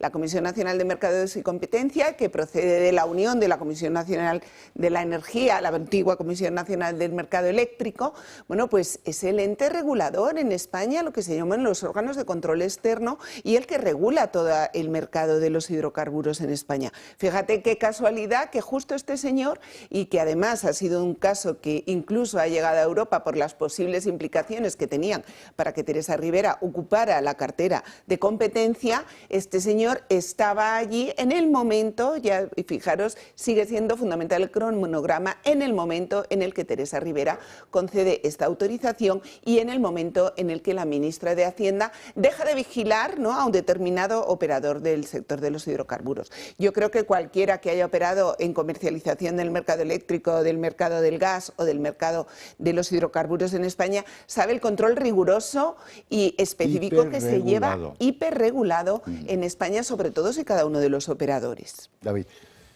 Bueno, desde luego, pero hoy hemos asistido, que yo sé que escucho esta mañana lo que ha dicho Aldama y yo me tiraba de los pelos diciendo, no sé quién le estará asesorando a este señor, porque claro... no creo que Choclán. No, efectivamente. Pierde toda la credibilidad. Es decir, vaya, si tú tienes esa información, pues hombre, úsala, pero no la difundas de manera como ha hecho esta mañana, cuando sabes que a lo mejor pues ha caído en saco roto, porque es lo que ha ocurrido, que al final ha caído en saco roto y no hay nada más allá. ¿Qué le espera? Pues que de repente salga, pues eso, una ministra querellarse contra él, otro también, en definitiva, a enredar mucho más el asunto. Yo creo que dentro de del odio, por decirlo de alguna forma, que pueda tener este señor al gobierno, a Pedro Sánchez y demás, pues se ha pasado de frenada. Es decir, se ha pasado de frenada porque una cosa es defenderse, y sí es verdad que un buen ataque es una buena defensa, dicen, ¿no? Es decir, pero bueno, hay que tener medido lo que se dice y cuándo se dice, porque te puede perjudicar. De hecho, como bien dice Xavier, puede perder la credibilidad. Y no solo la credibilidad, este señor está en libertad condicional. Claro. Y si monta pollos, pues es fácil que alguien vaya con el cuento al juez que le ha puesto en libertad condicional, que es Santiago Pedraz, y el juez decida cambiar esa disposición y volver a retenerle en prisión, ¿no? Exacto. Pero hablando de cuentas corrientes, Javier, hay una cosa y hay una entidad que ha perdido toda la credibilidad. El BBVA a día de hoy sigue sin explicar cómo se produjo semejante error para que los datos que se le dieran al juez sobre los saldos de las cuentas corrientes de Begoña Gómez estuvieran incompletos y fueran incorrectos, ¿no? Que ahora no haya dicen pasado que nada. tenía 21.000 euros. Sí, pero que no haya pasado nada en el BBVA, una entidad de la categoría del BBVA, cuando es requerida información de la que el BBVA dispone sobre las cuentas corrientes de la mujer del presidente de gobierno que está incursa en un proceso judicial, y eso no se revise 200 veces para comprobar que los datos que se le dan al juez, que pueden ser constitutivos de pruebas muy importantes para demostrar si hay tráfico de influencias, si hay apropiación indebida, si hay un beneficio económico, y que no haya pasado nada, es tremendo, sobre todo cuando nos enfrentamos a que es Telefónica, otra de las grandes empresas del IBEX 35, la que tiene que suministrar seguramente los datos de las conversaciones, por ejemplo, entre el fiscal general del Estado y el resto de los implicados en el juicio de González Amador. Porque la mecánica puede volver a ser la misma. Ahora, ¿qué pasa? Telefónica va a dar unos datos y luego va a decir que es que resulta que cuando ha dicho que no tenía datos sí que los tenía, pero que ha tenido un error en sus servidores o en sus bases de datos, y el juez y todos los españoles nos vamos a quedar callados. Pero ¿cuántas empresas del IBEX va a llamar Pedro Sánchez ya no solo para favorecer los negocios de su mujer, sino para conseguir que los datos necesarios para juzgar todo eso no lleguen a los tribunales. Yo creo que y perdóname que ya termino, siento una gran envidia por los grandes actores del mundo tecnológico de los Estados Unidos, que han dado un paso al frente. No vamos a coger y al de Facebook, a Zuckerberg, no lo vamos a santificar, porque este tío ha reconocido que ocultó los datos del COVID. Pero el otro día dieron un paso adelante. Si Álvarez Pallete diera un paso adelante y contara realmente todo lo que sabe y cómo han ocurrido las cosas, si Indra, si Telefónica, si el BBV, si el Banco de Santander realmente se decidieran a dar un paso adelante para poner las cartas sobre la mesa y que realmente supiéramos la verdad, creo que los españoles nos libraríamos muy pronto de Pedro Sánchez. Ahora se van a poner a criticar que si los aranceles de Trump, cuando están permitiendo todo el IBEX 35 que nos empobrezca Sánchez, y ahora va a resultar que la culpa la van a tener los de fuera. Yo creo que les tenemos que pedir responsabilidad. Hace mucho tiempo que no hablamos del hermano, el queridísimo hermano que decía un asesor de la Moncloa, el músico que trabaja humildemente a piñón, como dice el presidente de la Diputación de Badajoz, en convertir Badajoz y su provincia en la meca de la ópera y en la meca de la música clásica del mundo, un referente mundial. Vea las novedades del caso. Tras lo inaudito de su declaración. La Oficina de Artes Escénicas. Sí. ¿Qué es? Es la oficina que se encarga de las artes escénicas. Hay motivos para pensar que existe un pacto de silencio para no desvelar el nombre de quien pidió que se contratara al hermano de Sánchez en la Diputación de Badajoz. Desde presidencia hasta el último cargo administrativo, muchos empleados ya han pasado por el banquillo para prestar declaración. El Toro Televisión ha estudiado un extracto de los informes de la UCO. Primera conclusión, que Miguel Ángel Gallardo, presidente de la Diputación de Badajoz, estaría implicado en la contratación de David Sánchez Azagra. Y segundo, que podría haber ordenado el borrado masivo de los correos electrónicos a su nombre. Pero la mano del líder socialista en Extremadura abarca todavía más, según se desprende de un nuevo informe de la UCO. Elisa Moriano, persona además de su confianza, que también ha declarado ante la juez que instruye el caso, y misma a la que se le señala por haber contratado a David Sánchez cuando estaba al frente del área de cultura de la Diputación. Según se recoge en el informe, Moriano, filóloga de carrera, previo a entrar a trabajar en la Diputación de Badajoz en el año 2016 como coordinadora de este área, recibió una subvención del gobierno de hasta 21.000 euros. Y todo para promocionar, entre los años 2013 y 2015, la lengua y cultura españolas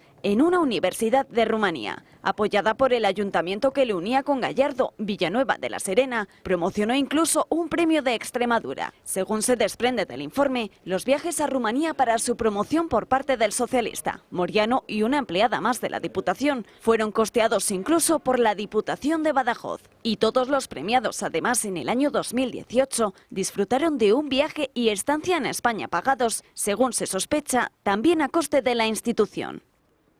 Yo no sé si habrá encontrado la Oficina de Artes Escénicas, pero a poco que pregunta a los que van cada día a trabajar a la Diputación, igual hasta se lo dicen. Bueno, esta mañana o ayer ha interrogado a otra de las personas que, bueno, de cultura, además de libre designación, y entonces la juez ha terminado diciendo, oiga, pero ¿alguien me va a poder explicar qué es la Oficina de Artes Escénicas o no? Porque parece que en toda la Diputación, dentro de esos 1.500 trabajadores que dice el señor presidente que tiene la Diputación, ninguno sabe lo que es la oficina, ninguno sabe dónde está. Ni la ha visto pasar. Nada, ninguno sabe dónde está el despacho. Es decir, es espectacular, es decir, o sea, cómo se le olvida a la gente, y muy probablemente no es que se le olvide, es decir, la gente de a pie de la Diputación probablemente no supiera ni que existiese, muy probablemente. Es decir, aquí lo saben pues la directora de Cultura, la jefa del área y poco más, pero tampoco les explicaría mucho qué era, les diría, no, mire, vamos a crear esto para fulanito, punto.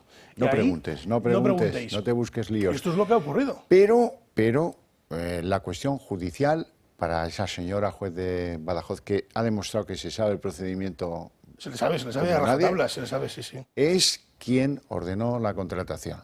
Esa es la clave de este tomate. Esa es la clave. Esa es la clave, como son todas las claves al final. ¿Qué es lo que vamos buscando? Al autor intelectual de todas esas tramas, de dónde parten las órdenes. Y al final, en el último caso, las órdenes siempre parten del mismo sitio, porque yo estoy convencida de que había que colocar a David Azagra en Badajoz, como testaferro para los negocios de los hidrocarburos, el tránsito de hidrocarburos, el tránsito de dinero, tal, en la frontera, cada la frontera con Portugal. Y esto creo que más pronto que tarde se va a acabar demostrando.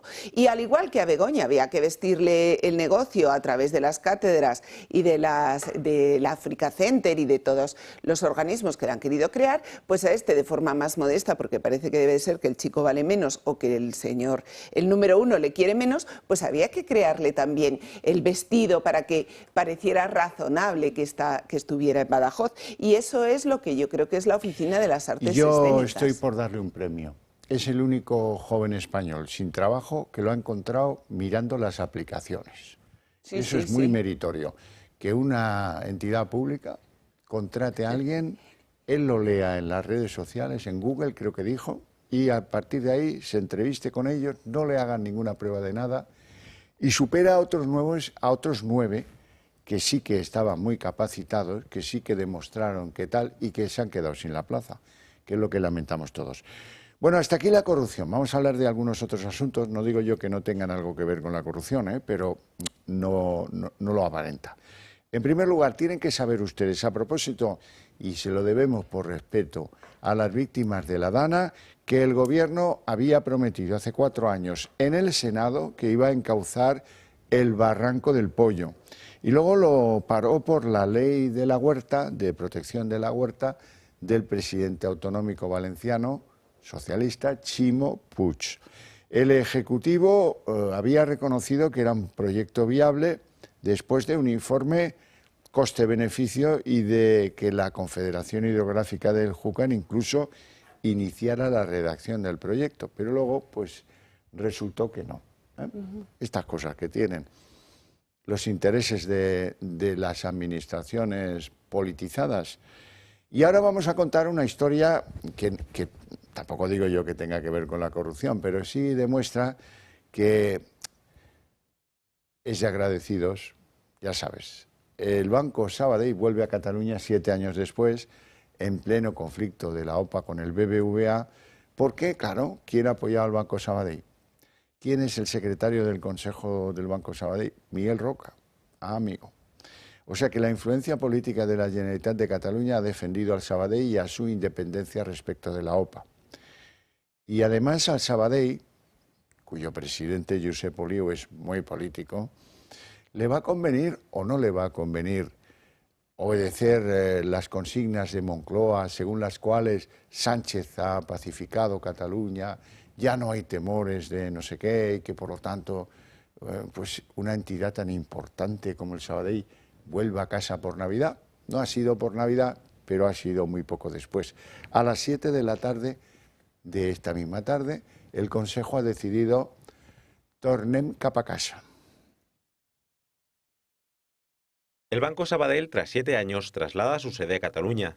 Al menos esa es la intención. Se marcharon a Alicante en octubre de 2017 a raíz del proceso separatista. Ahora la entidad planea aprobar la decisión en el Consejo de Administración. Sin embargo, hay una operación política detrás. El movimiento se produce en plena OPA del BBVA. La situación en torno a la oferta de compra está en la Comisión Nacional de los Mercados y la Competencia, ya que se está analizando la fusión y queda pendiente que la Comisión Nacional del Mercado de Valores apruebe el folleto de la OPA, documento con las características de la operación. Sabadell sería la primera gran empresa del IBEX 35 en regresar a la región catalana y hacerlo con el beneplácito de Salvador Illa. La decisión de cambiar su sede a Alicante por el referéndum ilegal del 1 de octubre fue porque allí tenían la operativa de la desaparecida Caja de Ahorros del Mediterráneo, entidad financiera que les fue adjudicada por el Banco de España por un precio simbólico de €1, cuando a su vez el Fondo de Garantía de Depósitos ayudó a ampliar su capital por importe de 5.249 millones de euros. La CAM tenía activos inmobiliarios de valor y, por si acaso, el fondo protegió esos activos por los que asumiría el 80% de las pérdidas derivadas de dicha cartera, y todo ello durante un plazo de 10 años. Además, se aprobó una inyección de capital de 2.400 millones que la CAM recibió de parte del Fondo de Reestructuración Ordenada Bancaria. En el Palacio de la Generalitat de Cataluña se trabaja para hacer una política de normalización y hacer que vuelvan todas las empresas que se marcharon por el proceso, aunque Sabadell nunca se fue del todo, ya que la principal sede operativa siempre se mantuvo en Sant Cugat del Vallès.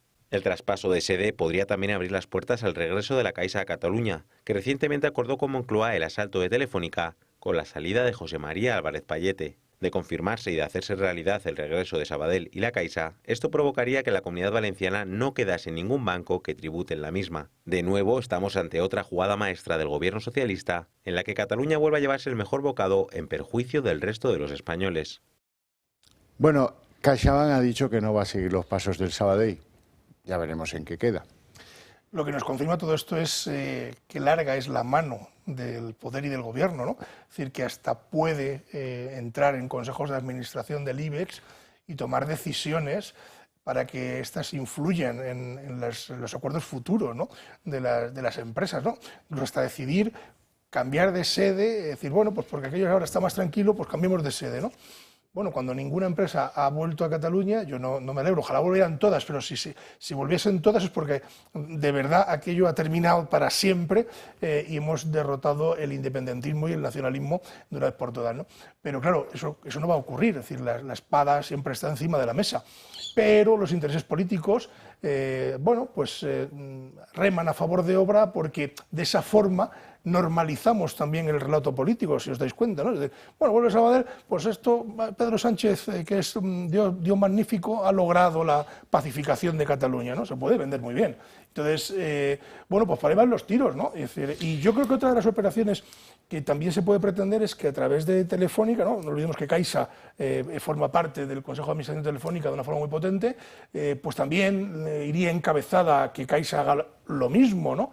Entonces, bueno, de momento han dicho que no, veremos a ver lo que dura. De momento han dicho que no. Lo que sí es cierto y verdad es que esto lleva más de un año, lo de la OPA, que no hay un pronunciamiento claro ni de la Comisión de Mercado de la Competencia ni de la de Valores, que la cosa tal cual, y que Cuerpo no para de decir desde hace un año que el Gobierno está en contra de la operación. Y la Generalitat también está en contra de la operación, no se sabe muy bien por qué, porque el banco estaba afuera, pero ahora que está ya incorporado, ahora se va a dedicar a fondo. Pues al final todas las tramas van convergiendo, ¿no? Porque al final, como tú bien decías, hasta dónde llegan los tentáculos del poder, y cuando estabas hablando precisamente de Telefónica, volvemos a entrar a los mismos actores que tenemos en todas las tramas de corrupción, en el caso del fiscal general, con esos datos, en el caso de Begoña Gómez, con esa visita al CEO de Telefónica precisamente para desarrollar la herramienta software. Al final son muy pocos actores que al final manejan todas estas tramas de poder, de fusión de empresas, de movimiento de empresas, de apoyo al gobierno de la Generalitat de Cataluña en manos de Salvador Illa, implicado también en la compra de mascarillas, Francina Albergol. Es la auténtica Rosa Nostra y es cada día que pasa sin que seamos capaces de deshacernos de este gobierno es un día que de verdad España se sume en una dictadura de hecho. Una rosa con muchas espinas. Muchas. Bueno, no tenemos tiempo para más, lo dejamos aquí con mi agradecimiento a los invitados por su presencia en el programa y sobre todo por sus opiniones, y a ustedes que decirles por su interés desde sus hogares. Ahora, eso sí, para ustedes tengo premio porque a la vuelta de publicidad empieza aquí el día en 30 minutos.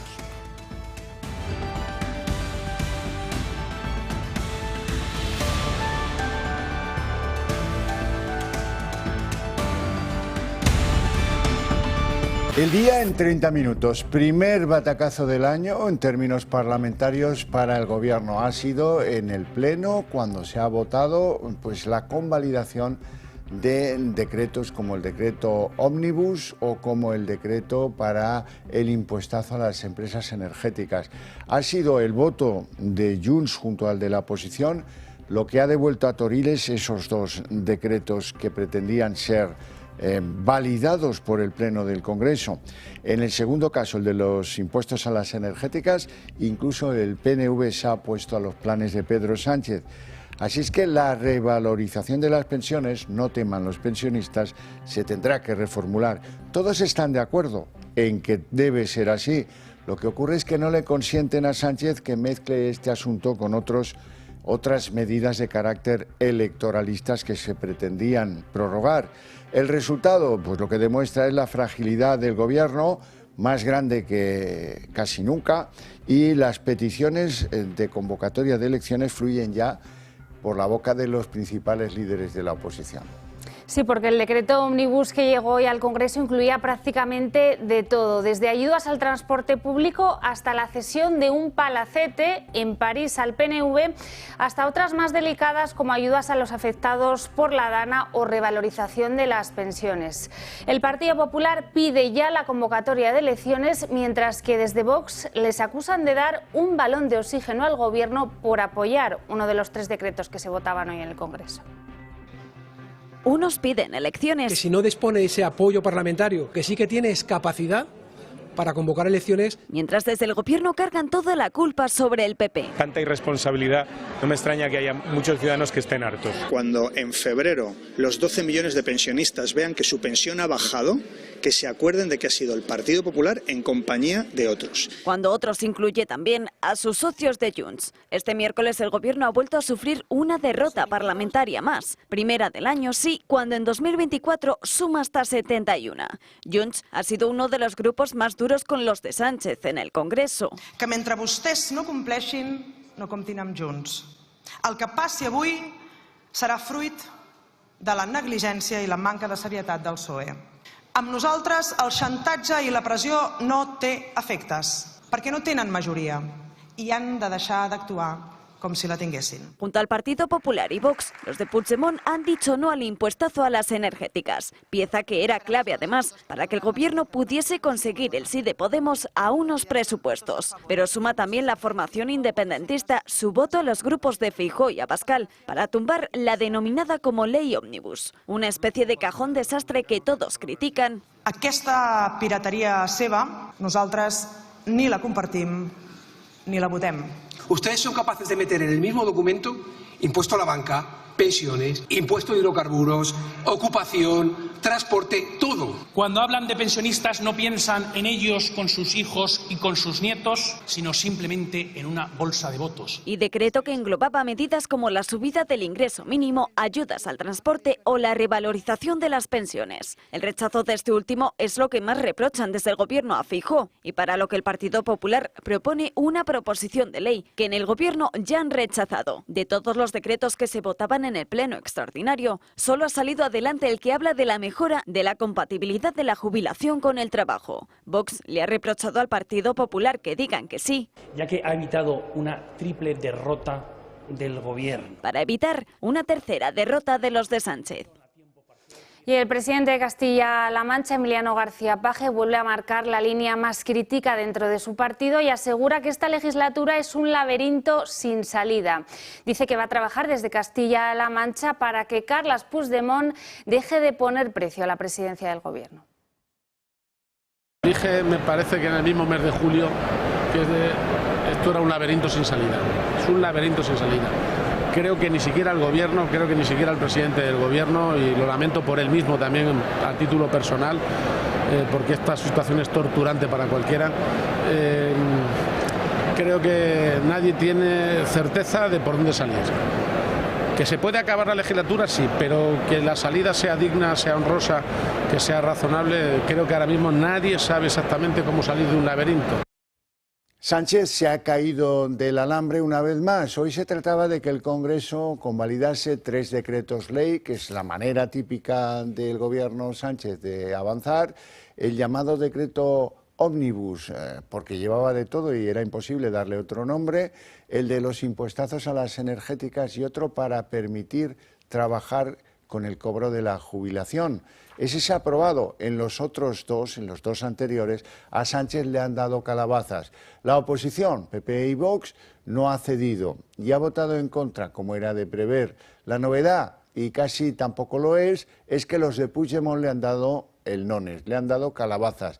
Y en el caso del impuestazo, también se ha añadido al coro de los que están en contra el PNV, a pesar de que le daban un palacete. Todo ello podría haber sido menos grave si el Gobierno abandonara prácticas chapuceras como eso de chantajear mezclando la revalorización de las pensiones con otros asuntos de los repartos de algo para intentar ganar votos. Algo que podría considerarse pues claramente un chantaje. ¿Quién va a oponerse a la revalorización de las pensiones por causa de la inflación? Pues sí, Hoy lo han hecho y el PP no ha querido esta vez ser el salvavidas del gobierno. La evidencia es que, la verdad, la mayoría de Progreso tantas veces apelada se ha roto. Dicen los de Junts que ha sido porque el presidente no ha querido aceptar su propuesta de moción de confianza y por los incumplimientos, ya saben, de lo pactado con ellos, que no conocemos, que no sabemos, fuera de España. Visto lo visto, la oposición empieza a reclamar a Sánchez que convoque elecciones y que acabe con esta agonía, lo que decía Page.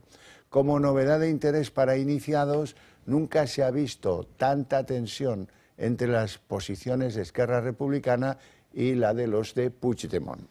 Y tenemos novedades en la trama de los hidrocarburos porque la UCO ha elevado en el día de hoy a 231 millones el dinero defraudado a Hacienda. Hoy uno de sus cabecillas, Víctor de Aldama, ha reaparecido en varios medios de comunicación donde ha atribuido a Begoña Gómez, a María Jesús Montero y a la esposa de José Luis Rodríguez Zapatero diversas cuentas millonarias en el extranjero. Lo cierto es que la Fiscalía ha archivado esta denuncia que parte de un empresario por falta de credibilidad. Aldama también ha denunciado diferentes presiones por parte del Gobierno para que dejase de tirar de la manta. María Jesús Montero, sobre estas acusaciones de cuentas en el extranjero, ya ha anunciado acciones legales.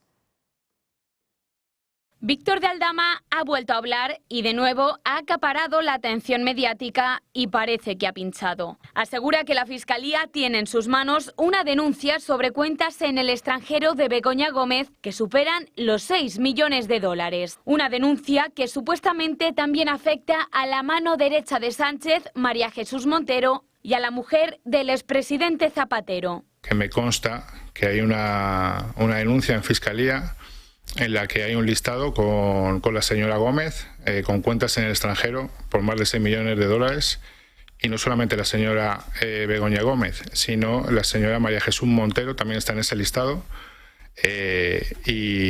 bueno, creo que también está la mujer del expresidente Zapatero. Montero lo niega y anuncia acciones legales contra él. Absolutamente falsa.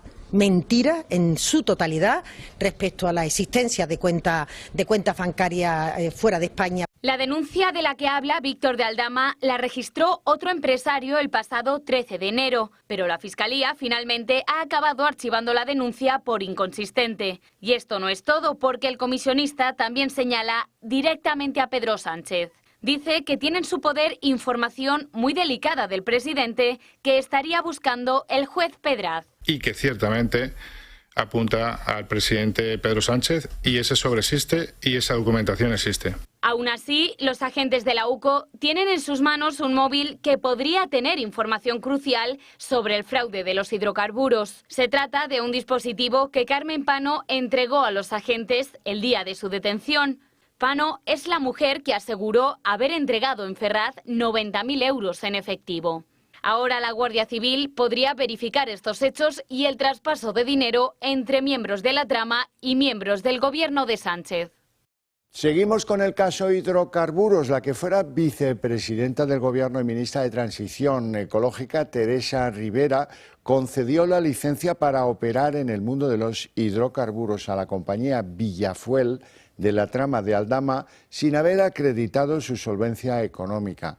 Un informe de la UCO subraya que esta empresa no cumplía los requisitos exigidos y que remitió documentación al Ministerio de Teresa Rivera que podría haber sido suficiente para generar dudas en el Ministerio, pero no fue así. Y hoy ha declarado en el Senado el jefe de gabinete de María Jesús Montero, Carlos Moreno. Víctor de Aldama le acusa de haber cobrado 25.000 euros después de intermediar en el aplazamiento de una deuda con Hacienda. Él ha negado haber recibido cualquier tipo de dávida mientras ha estado en la Administración y se ha negado a responder a las preguntas de los asistentes. Nunca, jamás he recibido ni he aceptado ningún pago ni regalo, nunca, jamás. La pena de telediario que vengo sufriendo no tiene reparación. Ruego entiendan que no puedo contestar a sus preguntas en aras de no perjudicar las acciones legales para limpiar mi nombre que ya se han emprendido, ni perjudicar, si llegara el caso, mi legítimo derecho a la defensa. Y el Tribunal Supremo podrá investigar de forma definitiva al exministro socialista José Luis Ábalos en la causa que investiga por las llamadas mascarillas o, si lo prefieren, por el caso Koldo. El Congreso ha aprobado hoy conceder el suplicatorio que retira la inmunidad parlamentaria al diputado, ahora residenciado en el grupo mixto, y será previsiblemente llamado a declarar en calidad de imputado en las próximas semanas. La votación hoy en el Pleno del Congreso se ha producido a puerta cerrada y ha salido positiva por unanimidad. Y el secretario general de Telefónica ha declarado hoy que fue la propia Begoña Gómez la que contactó con la empresa para que crearan un software de forma gratuita para su cátedra. El enlace entre la compañía de telecomunicaciones y Begoña Gómez habría sido Rosauro Varo, que también es accionista y forma parte del consejo de la compañía y que está además relacionado con otro empresario, con Javier Hidalgo. Continúan las declaraciones ante el juez Peinado por el caso Begoña Gómez. Este miércoles será el turno de otros 7 testigos, entre ellos los representantes de Google, Indra, Telefónica o Arsys Internet. Por problemas técnicos, solo ha testificado el representante de Telefónica y ha esclarecido algunos asuntos sobre la financiación del software de Begoña Gómez. El director jurídico de Telefónica ha señalado al empresario Rosauro Varo como la persona que abrió las puertas de la compañía a la mujer del presidente. Varo es uno de los accionistas de Telefónica que a su vez es hijo de una exdiputada del PSOE y con quien Begoña Gómez ya tenía relación con anterioridad. Pues bien, el representante de Telefónica ha asegurado ante el juez que fue la propia mujer del presidente quien llamó al empresario Rosauro Varo para buscar su apoyo económico para financiar el software. Varo aceptó, fue además el encargado de realizar las gestiones pertinentes para conseguir la financiación. Celebraron al menos 3 reuniones entre finales de 2021 y principios de 2022. Según el testigo José María Álvarez Payete, recientemente relevado como presidente de Telefónica, acudió unos minutos a una de estas reuniones como gesto de cortesía. Telefónica finalmente aportó 55.000 euros para el software. Indra invirtió 128.442 euros, así lo ha manifestado por escrito al juez, mientras que la aportación de Google fue de 110.000 euros. Lo que también se ha declarado en sede judicial esta mañana es que Telefónica financió el software pensando en que quedaría en propiedad de la universidad. Sin embargo, Begoña Gómez sigue negando haberse apropiado del software. Últimos esfuerzos de la Abogacía del Estado para proteger al fiscal general del Estado, Álvaro García Ortiz. La Abogacía ha solicitado al juez del Supremo que investiga las filtraciones, supuestamente para perjudicar a Ayuso, que suspenda la citación como investigado de García Ortiz hasta que no comparezca antes Alberto González Amador, el pareja de la presidenta de la Comunidad de Madrid. Esta petición busca que el fiscal general tenga más ventajas, declare después de que el denunciante de esta causa lo haga. La declaración del fiscal general, como recordarán, está prevista para el 29 de enero. Y hoy hemos sabido también que el instructor ha pedido copia del supuesto protocolo que existe o no en la Fiscalía para que se borren cada X tiempos los mensajes del móvil de Álvaro García Ortiz. Y también ha pedido el instructor de la causa, el juez Hurtado, que se investigue si el aparato del fiscal general fue formateado, esto es, si se borró cuando ya conocía que estaba siendo investigado. Y en la página económica, el Banco Sabadell ha oficializado esta tarde su vuelta a Cataluña tras 7 años en Alicante. El banco fue una de las primeras cotizadas del IBEX en hacer las maletas tras el referéndum ilegal del año 2017 y justifica ahora su decisión en que ya no se dan las circunstancias que motivaron la salida. La mudanza, lo cierto es que supone un balón de oxígeno para ella, sin presupuestos y sin visos de tenerlos próximamente, pero deja en el aire la OPA del BBVA, cuyo respaldo por parte del Gobierno parecía garantizado tras el apoyo de Torres a la salida de Payete de Telefónica. Y en la página internacional, Donald Trump, el flamante presidente de Estados Unidos, ha anunciado una inversión de 500.000 millones de dólares del sector privado para construir una infraestructura de inteligencia artificial en Estados Unidos. Varias compañías, IA, Open, SoftBank, Oracle, plantean crear un proyecto conjunto que se llama Stargate y que comenzará como una fuerte inversión en un centro de datos a construir en Texas y más tarde se va a expandir por otros estados de la Unión. Mientras en nuestro país, Sánchez mantiene su cruzada contra los que él llama los tecnomillonarios. Hoy, desde el foro de Davos, Sánchez propone que sean los dueños de las redes sociales los responsables penales de sus contenidos. Sánchez critica que un pequeño grupo de tecnomillonarios se quiera hacer también con los poderes políticos del mundo. Que los dueños de las redes sociales sean responsables penalmente del no cumplimiento de las reglas en sus plataformas. Los dueños de las redes deben ser responsables si envenenan el debate público.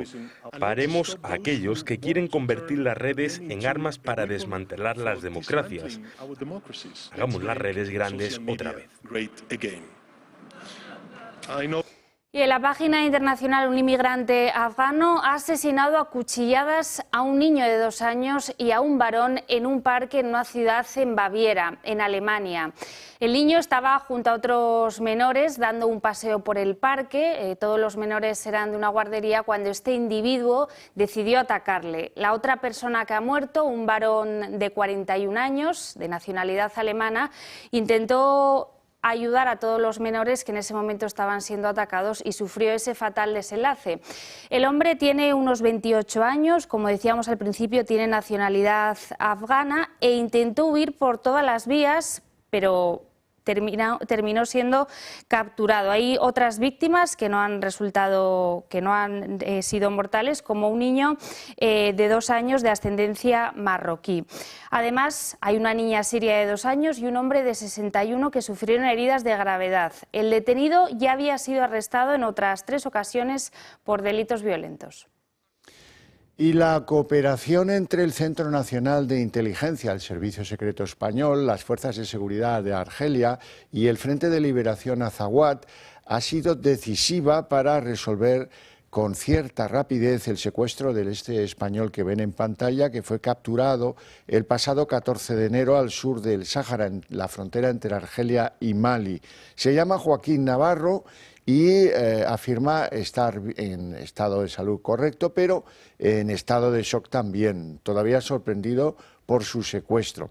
Ha agradecido las gestiones de todo el mundo para su liberación y ha pedido a los medios de comunicación que tengan paciencia, que le den tiempo y que lo procuren comprender.